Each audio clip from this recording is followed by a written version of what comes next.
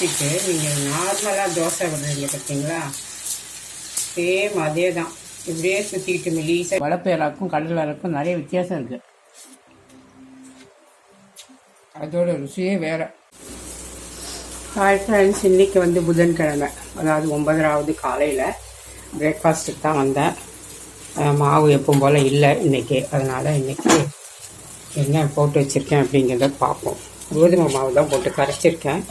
ஒரு இந்த அளவுக்கு தான் வந்து இட்லி மாவு இருந்தது. இந்த கரண்டியில் அரை கரண்டி மாவு இருக்கும். இட்லி மாவு மீதமானது நேற்று வச்சுருந்ததை வெளியவே வச்சுருந்தாங்க. அந்த கிண்ணத்தில் இந்த மாவு அவ்வளோன்னு இருந்து அப்படியே ஃப்ரிட்ஜில் வைக்காம அதில் தான் இப்போ கோதுமை மாவு எடுத்து போட்டு உப்பு போட்டு கரைச்சிருக்கேன். சீரகம் ஒரு 1/4 ஸ்பூன் போட்டுருக்கோம், அவ்வளோதான். இன்றைக்கி நம்ம இந்த கோதுமை தோசை தான் செய்கிறோம். இந்த கோதுமை தோசை செய்கிறதுல பார்த்தீங்கன்னா இந்த மாதிரி நீங்கள் இட்லி மாவு மீதமான உடனே நீங்கள் அதில் வந்து செய்யும்போது பார்த்தீங்கன்னா கொஞ்சம் மொறுமொறுப்பாக இருக்கும் தோசை. நான் இப்போ ஊற்றி காட்டுறேன். எடுத்துட்டேன். இன்னொரு தோசை நான் ஊற்றி காட்டுறேன். நான் நார்மல் கோதுமை தோசை மாதிரி நம்ம ஊற்ற வேண்டாம். இருக்குங்களா, லைட்டாக எப்பவும் போல் தண்ணி கழிச்சுக்கலாம். நீங்கள் துணி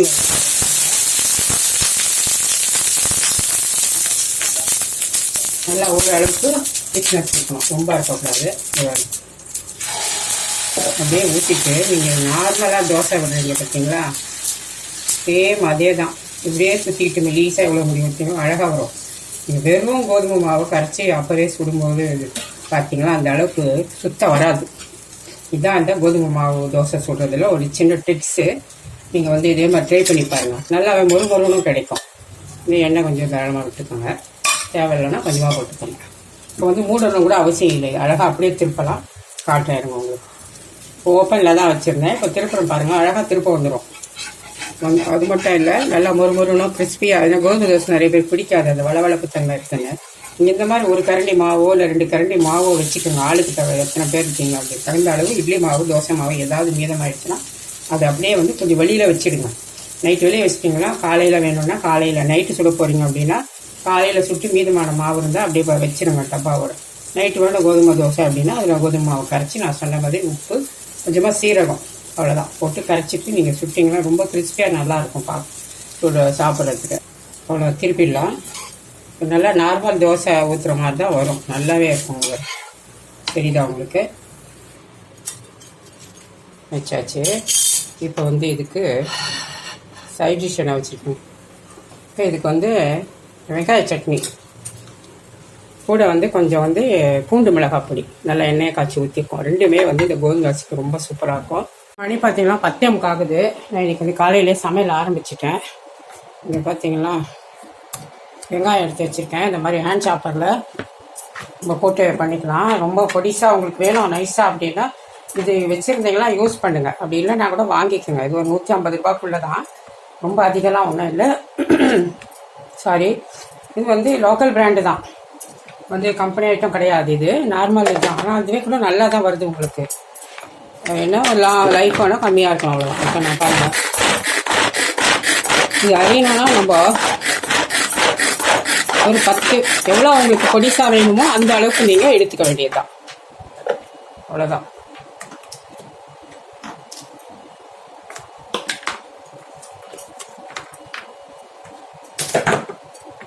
இங்கே பாருங்கள் எவ்வளோ நல்லா வந்துடுச்சு பார்த்தீங்களா. இன்னைக்கு கொஞ்சம் எனக்கு வெங்காயம் நிறைய தேவைப்படுது, அதுவும் பொடிசாக வேணும் அப்படிங்கிறதுக்காக. தக்காளி வேணுனாலும் போடலாம், பார்க்கலாம். இப்போ தக்காளி போடலாம். ஸோ தக்காளியும் போட்டுக்கலாம். தக்காளி சைஸ் பொறுத்து நீங்கள் கட் பண்ணி போடுங்க. பெருசாக இருந்தால் கொஞ்சம் நிறைய ஸ்லைஸ் போட்டுக்கோங்க. சின்னதாக இருந்ததுன்னா 4 நாள் அந்த மாதிரி வெட்டி போட்டுக்கோம். முடிஞ்சால் நீங்கள் தோல் வேணான்னா தோல் எடுத்துருங்க. நான் நீங்கள் எடுக்காம தான் போடுறேன்.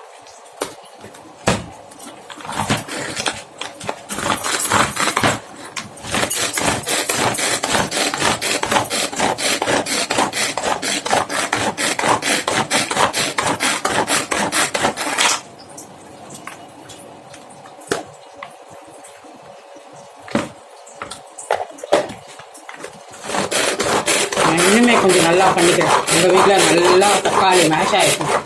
உங்களுக்கு எந்த அளவுக்கு உங்களுக்கு சாப் பண்ணால் போடுமோ அந்த அளவுக்கு நீங்கள் நிறுத்திக்கோங்க அந்த ஃபயர் இழுக்கிறத. இது ஒன்றும் பெரிய கம்பசுத்தெல்லாம் கிடையாது. இங்கே பாருங்க, பார்த்தீங்களா எப்படி நல்லா பொடிசாக அரைச்ச மாதிரி, ஆனால் அரைக்காத மாதிரியும் இருக்குது பாருங்கள். மிக்சியில் போட்டால் இப்படி வராது நமக்கு, அவ்வளோதான். பார்த்தீங்களா, இங்கே பாருங்க வெங்காயம் நல்லா பொடிசாக கட் பண்ணிட்டேன்னா அடுத்து பார்த்தீங்களா இங்கே தக்காளி கட் பண்ணி வச்சுட்டேன்னா அடுத்து வந்து இங்கே வந்து ஒரு உருளைக்கிழங்குல பாதி கட் பண்ணி வச்சுருக்கேன். இது வந்து முருங்கைக்காய், கத்திரிக்காய், ஒரு பாதி உருளைக்கிழங்கு, தக்காளி வந்து ஒரு 2 கட் பண்ணி வச்சுருக்கேன். அவ்வளோதான். இது வந்து குழம்புக்கு என்ன குழம்பு அப்படிங்கிறத சொல்கிறேன். இது வந்து எறா தலை எடுத்து வச்சுருக்கேன், க்ளீன் பண்ணி பாருங்கள். நல்லா மஞ்சள் உப்பெல்லாம் போட்டு நல்லா வாஷ் பண்ணி வச்சுருக்கேன். இது வந்து எறா தலை வந்து குழம்பு வைக்க போகிறேன். அதுக்கு தான் அந்த காய்கறி. இது வந்து எறா க்ளீன் பண்ணி வச்சுருக்கேன். இது வந்து வறுக்க போகிறேன். இப்போ வந்து நான் 2 பக்கம் 2 ஸ்டவ்வை வச்சுட்டேன். அது ஆன் பண்ணி வச்சுட்டேன். நான் வேறு செல்லை வந்து ஸ்டவ் மேலே தான் வச்சு பண்ணுறேன் பாருங்க. இப்போ வந்து இந்த கடாய் வந்து சின்ன கடாய் வச்சுருக்கேன். இதில் வந்து நம்ம கொஞ்சம் எண்ணெய் விட்டுக்கலாம். காய்ச்சின எண்ணெய் தான், நேற்று சுட்ட எண்ணெய் தான். என்ன பண்ண முடியும், வைக்கிற வேலை வச்சுட்டு முடிஞ்ச அளவுக்கு மறுநாளே காலி பண்ணுறது நல்லது. அதனால எண்ணெயை ஊற்றிட்டேன். இதில் வந்து இப்போ குழம்பு தாளிச்சிடுவான் ஃபஸ்ட்டு. இதுக்கு வந்து கொஞ்சம் வடகம், எப்பவும் போல் சீரகம், கடுகு,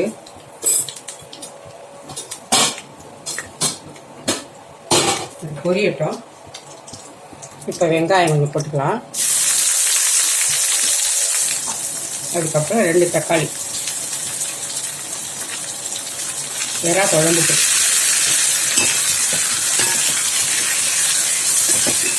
ஆனால் எறா கொஞ்சம் தான் இருக்குது. காயை வந்து நான் நிறைய சேர்த்துருக்கேன். ஏன்னா நான் இன்னைக்கு வேறு பொரியல் எதுவும் செய்ய வேண்டாம் அப்படின்னு, இதே சாப்பிட்டுட்டு அவங்க எத்தனை செய்யறது அப்படின்ட்டு. அதிலே வந்து நம்ம கட் பண்ணி வச்சுருக்கேன் வெண்டைக்காயும் முருங்கைக்காயும் கருவேப்பிலையும் போட்டேன். கூட வந்து உருளைக்கிழங்கு வந்து ஒரு பாதி, இன்னும் 2-3 பீஸ் தான் போட்டுக்காங்க, ரொம்ப போடலை. இதுக்கு தேவையான உப்பு சேர்த்துக்கலாம். இதில் வந்து ஒரு 1/2 ஸ்பூன் உப்பு, கல் உப்பு. சின்ன கொஞ்சம் தான் ஆகும் குழம்பும் பார்த்தேன். காய் போட்டோம் நிறையா எடுத்து சட்டியிலே வச்சுருக்கான் போல். இந்த அளவுக்கு சரி பரவாயில்ல. இது கொஞ்சம் வதங்கி எடுத்தோம். ஒரே 1 நிமிஷம். இங்கே வந்து பாருங்கள், தண்ணி வந்து நான் சட்டியை நல்லா 2 வாட்டி டிஷ் வாஷர் போட்டு சோப் போட்டு கழுவிட்டேன். ரொம்ப நாளாக யூஸ் பண்ணாமல் தண்ணியை கொதிக்க விட்டு கீழே ஊற்ற போகிறேன். இப்போ ஓப்பன் பண்ணிட்டேன். இதில் வந்து குழம்பு மிளகாய் தூள் வந்து 1 ஸ்பூன் போடுறேன். தண்ணி சேர்த்துட்டேன். இதிலே வந்து நம்ம எடுத்து வச்சுருக்கேன் இந்த எறா தலை.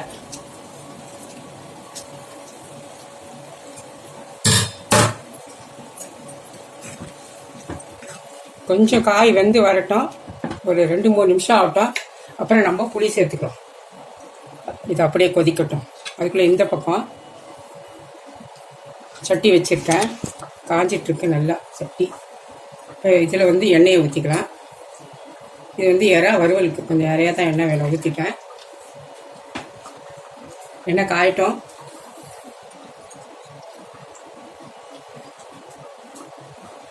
இப்போ இதிலே வந்து பூண்டு போட்டுக்கலாம். நான் சட்டி போல் அப்படியே சேர்த்துட்டேன், பரவாயில்ல. இங்கே வந்து எண்ணெய் நல்லா காஞ்சிடுச்சு. என் தண்ணி இருந்தது போல் இவ்வளோ நேரமாக சவுண்டு. கடுகு, ஒரு 1/4 ஸ்பூன் அளவுக்கு சீரகம்,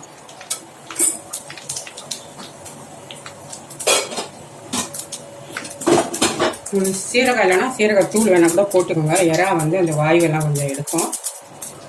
இப்போ வெங்காயம் நல்லா ஒரு 2 பிடி,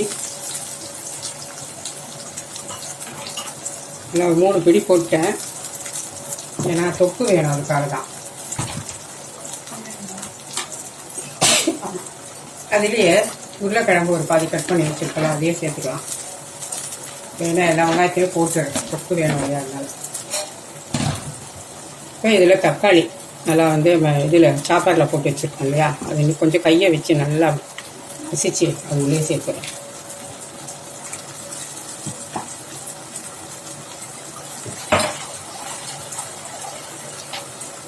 இது கூட வந்து கருவேப்பிலை கொஞ்சம் கிள்ளி போட்டுக்கிறேன்.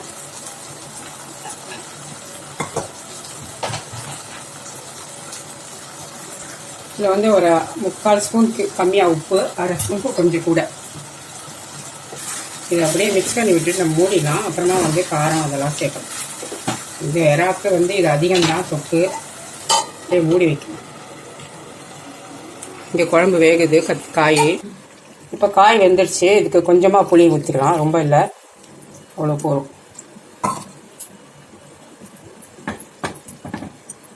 கொஞ்சம் தண்ணி சேர்த்துக்கலாம்.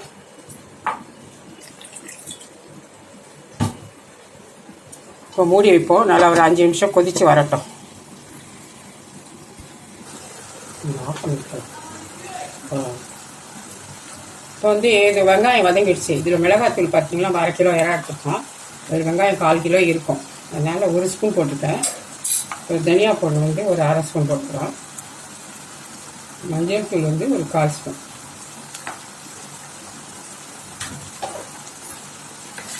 இது வதக்கிட்டு இது காரம் கொஞ்சம் பத்தாதான் நினைக்கிறேன், பார்ப்போம். இன்னும் கொஞ்சம் என்ன போடணும். ஏன்னா 1/2 கிலோ இறாவும் 1/4 கிலோ சேர்த்தா இதுக்கே காரம் பத்தாமல் போயிடும்.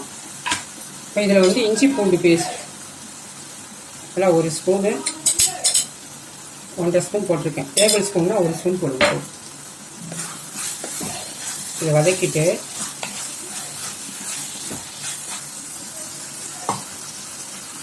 இதிலே நம்ம எடுத்து வச்சுருக்கோம் இந்த இறா.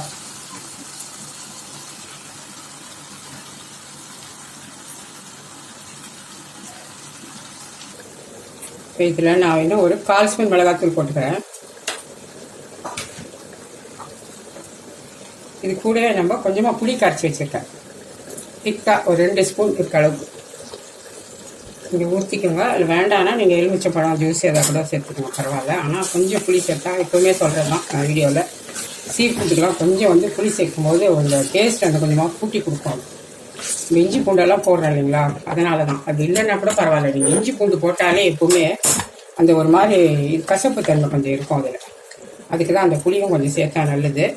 நம்ம வந்து சிக்கனு மட்டன்லாம் பார்த்திங்கன்னா நம்ம வந்து எலுமிச்சம்பழம் சேர்ப்போம், இஞ்சி பூண்டு சேர்த்தா. இப்போ அப்படியே கொஞ்சம் ஒரு 2 நிமிஷம் மூடி வச்சுட்டு ஓப்பன் பண்ணிடலாம். இங்கே வந்து எல்லாம் ஓப்பன் பண்ணிடலாம். ஒரே 1 நிமிஷம் தான் மூடி போட்டு வச்சுருக்கேன். ஏன் கேட்டிங்கன்னா தண்ணி விட்டு நிறைய வந்துடும் இறாலேருந்து. அதனால தான் வந்து இப்போ பாருங்கள் எவ்வளோ தண்ணி விட்டுட்டு பாருங்கள், தெரியுதா? இனி வந்து ஓப்பனில் வச்சிடணும். ஏன்னா 1 நிமிஷம் கழித்து ஒரு 4 நிமிஷத்துக்குள்ளே இது வற்றி வரணும். கொஞ்சம் ஹை ஃப்ளேம் தான் போட்டிருக்கேன், சுண்டி வரத்துக்கு சரியாக போயிடும் உங்களுக்கு. இங்கே வந்து குழம்பு கொதிச்சு ரெடி ஆகிடுச்சு. நான் ரொம்ப பாருங்கள் இப்படி தான் வச்சுருக்கேன். நான் ரொம்ப திக்காக வைக்கலை.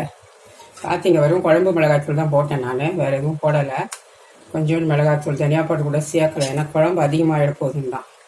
இந்த இவ்வளோ இறா தலைக்கு ஒரு 4 பேருக்கு குழம்பு வைக்கலாம். இந்த அளவுக்கு காய்கறி சேர்த்துருக்கேன். ஆள் இல்லாதனால இவ்வளவே போதும், நான் நிப்பாட்டிட்டேன். ஓகே, குழம்பு ரெடி ஆகிடுச்சு, அவ்வளோதான், மூடிடலாம். நான் ஆஃப் பண்ணி 2 நிமிஷம் ஆகுது. இங்கே வந்து ஓப்பன் பண்ணேன் இப்போ தான். அதாவது வந்து பார்த்திங்கன்னா நம்ம இறா வறுக்கிறது மினிமம் ஒரு 10லேருந்து ஒரு 12 நிமிஷம் தான் இறா வறுவலுக்கு டைம் உங்களுக்கு. அதாவது எண்ணெய் ஊற்றி தாளிக்கிற டைம்லேருந்து நான் சொல்கிறேன், அவ்வளோதான். மிஞ்சி போனால் ஒரு 13-15 நிமிஷம் கூட ஆகாது, அப்படி நம்ம செய்திடலாம்.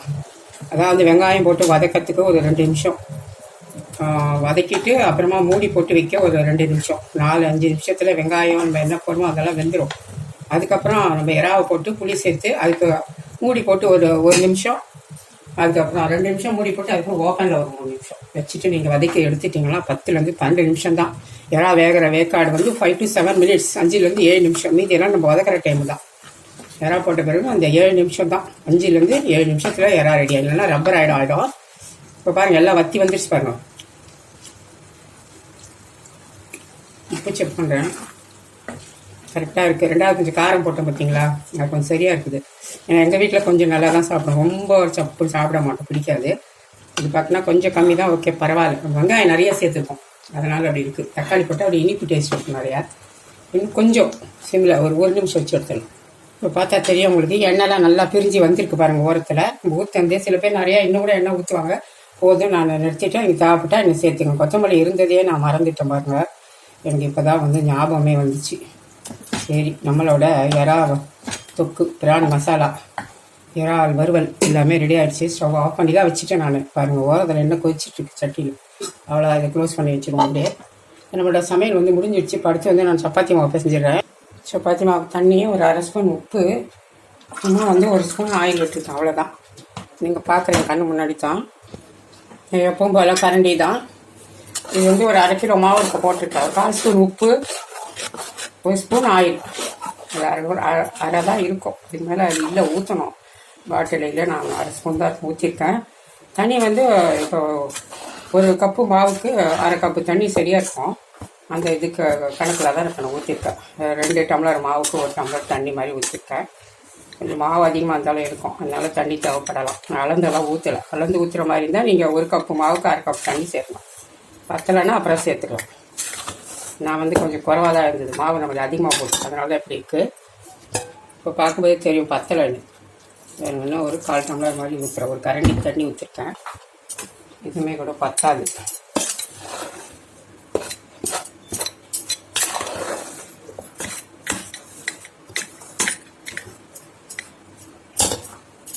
கொஞ்சம் ஊற்றுறேன்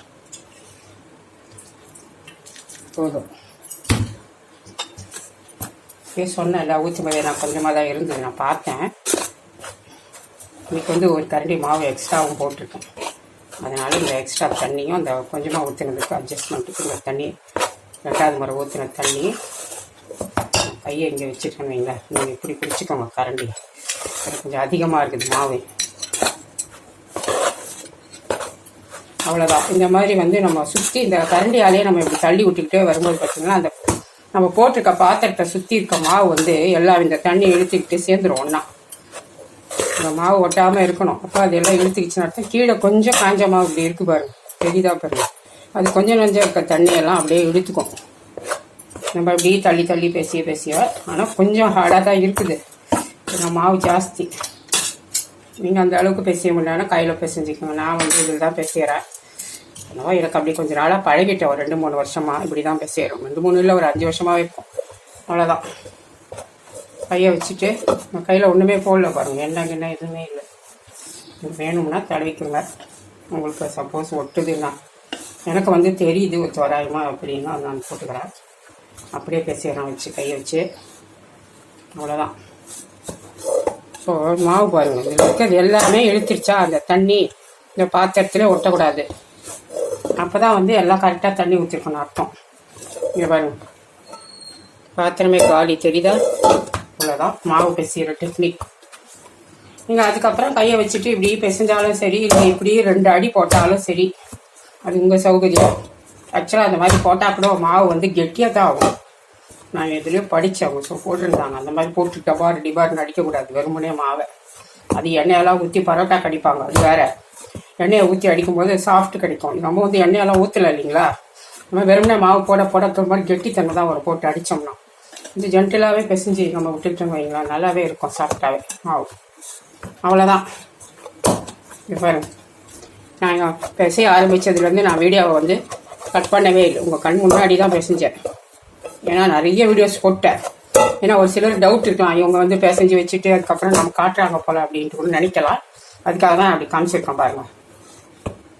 உப்பு மட்டும் தான் காட்டில் போடும்போது எண்ணெயை கூட காமிச்சேன் பாருங்க. அவ்வளோதான். மாவு ரெடி ஆகிடுச்சா? இங்கே வரும். கொஞ்சம் நேரத்தில் சாஃப்டாக ஆகிடும். எவ்வளோ வேணுமோ அவ்வளோ எடுத்துக்கிட்டு மீதியாக எப்பவும் போல் ஃப்ரிட்ஜில் எடுத்து வச்சிடலாம்.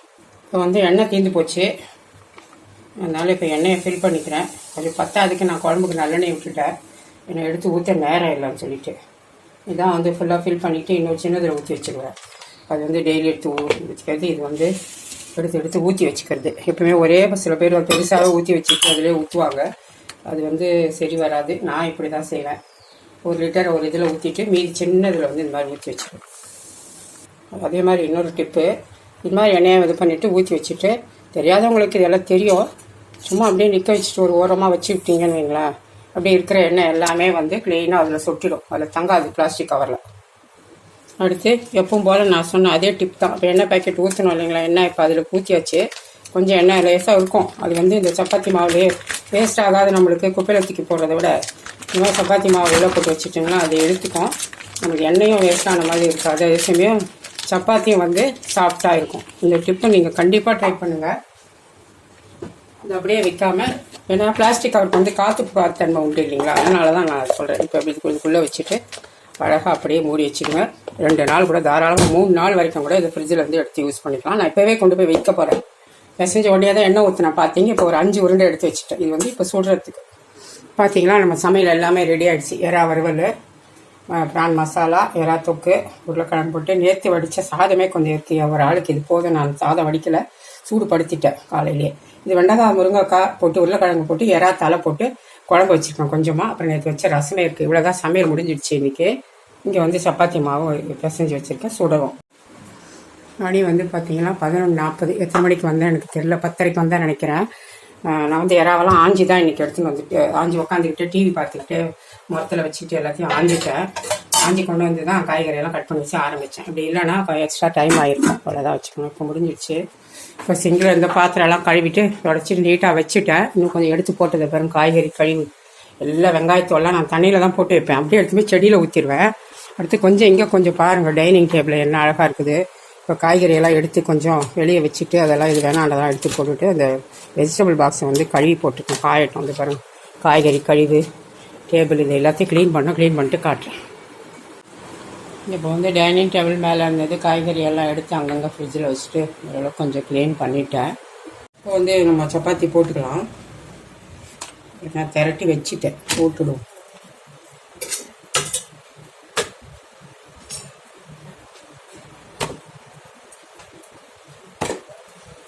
இப்போ வந்து சப்பாத்தி சுட்டுட்டேன். இப்போ வந்து வச்சிடுறேன். இப்போ போல் ஒரு 3 சப்பாத்தி. இப்போ வந்து எறா தொக்கு, எறா மசாலா வச்சு டின்னர் பாக்ஸுக்கு தான் வைக்கிறேன்.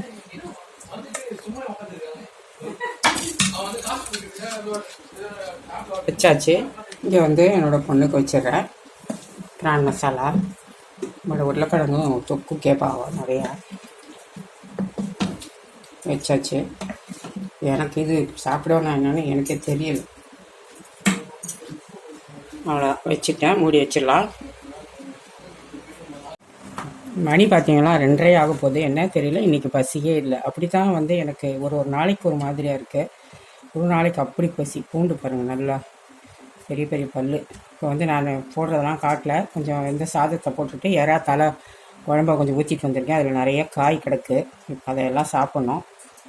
அந்த முட்டை வந்து ஒன்று பாயில் பண்ணலான்னு பார்த்தேன், கடைசியில் நான் மறந்து போயிட்டேன். சரி பரவாயில்லன்னு ஒரு ஆம்லெட்டை போட்டு வந்துட்டேன். இங்கே இதான் இன்றைக்கி குழம்பு சாப்பிட்டு பார்ப்போம், வேண்டாம் வெறுப்பாக தான் நான் அதை போட்டுட்டு வந்திருக்கேன், பார்க்கலாம். வந்து குழம்பு சாப்பிட்டேன் நான், ஏன்னா பிசைகிற வரைக்கும் தான் வீடியோ லென்த் ஆகிடும். மைல்டான ஒரு காரம் புளிப்போட தான் இருக்குது. முருங்கைக்காய் காய்களெல்லாம் ஒன்றும் குறைச்சல் இல்லை, நல்லா தான் இருக்குது. அப்புறம் இந்த பூண்டு முழுசாக போட்டால் சாப்பிட்டா கொஞ்சம் வயிற்றுக்கு நல்லதுன்னு. குழம்பு பரவாயில்ல, நல்லா தான் இருக்குது. ஏன்னா நம்ம வளர்ப்பு இறக்கும் கடல் இறக்கும் நிறைய வித்தியாசம் இருக்குது. அதோட ருசியே வேறு, இதோட ருசியே தனி தான். இது மட்டும் தான் என்ன கேட்டால் கடல் இறாக்கும் இதுக்கும் இது வந்து இதுக்கு மார்க்கே வந்து நம்மளுக்கு ஒரு 50% தான் கொடுக்கலாம், அதுக்கு 100% கொடுக்குறோம். ஏன்னா அந்த அளவுக்கு இது ருசி கிடையாது. கேட்டு தான் வாங்கிட்டு வரேன் கடையில். நான் எனக்கு என்னமோ ஒப்ப மாட்டேங்குது, சாப்பிட பிடிக்கல. கொஞ்சம் நாளாகவே நான் யாராவது சாப்பிட்றதே நிறுத்தலான்ற அளவுக்கு நான் ரெடி ஆகிட்டேன். சரியாக இருந்தது. அது எறாவை அத்தனை அதை போட்டு நம்ம வறுத்து எல்லாம் பண்ணுறோம், வீடியோவில் காமிச்சிருப்பேன். நல்லா தான் செய்வேன், பசங்களுக்கும் நல்லா இருக்குது சாப்பிட்றாங்க. பட் எனக்கு வந்து அந்த கடலை சாப்பிட்டு பழக்கம் இருக்கிறதுனால நமக்கு நல்லா வித்தியாசம் தெரியுது, எனக்கு பிடிக்க மாட்டேங்குது. அதுக்காக தான் ஒரு முட்டை ஆம்லெட்டை போட்டு வந்திருக்கேன், சூட வச்சு சாப்பிடுவோம். எப்படியாவது சாப்பிட்ணும்ல. இதேமாதிரி உருளைக்கிழங்குலாம் நல்லா வெந்து நல்லாயிருக்கும் குழம்பா, சூப்பராக. சாரி, அந்த இறாவுக்கு எந்த அளவுக்கு ருசி இருக்குமோ அந்த ருசி அந்த குழம்புல இருக்குது, அவ்வளோதான் சொல்ல முடியும். நம்ம செய்கிற விதத்தில் செய்து இருக்கிறோம், இல்லைன்னா சுத்தமாக நல்லாவே இருக்காது.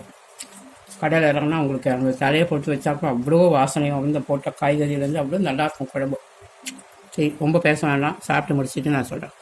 அப்புறம் இன்னொன்று நான் சொல்லணும், எறா தலையை என்ன எப்படி போட்டிருக்காங்கன்னு நீங்கள் நினச்சிருப்பீங்க. இங்கே பாருங்கள், மேலே இருக்கிற ஓடெல்லாம் அப்படியே போட்டிருக்கேன்னா உள்ளகிற பாகம். பொதுவாக வந்து எங்கள் அம்மாலாம் அப்படி போட மாட்டாங்க, இந்த தோலை எடுத்துருவாங்க. அப்படி எடுத்துட்டு இந்த உள்ளே இருக்க பாகத்தை இது தான் போடுவாங்க.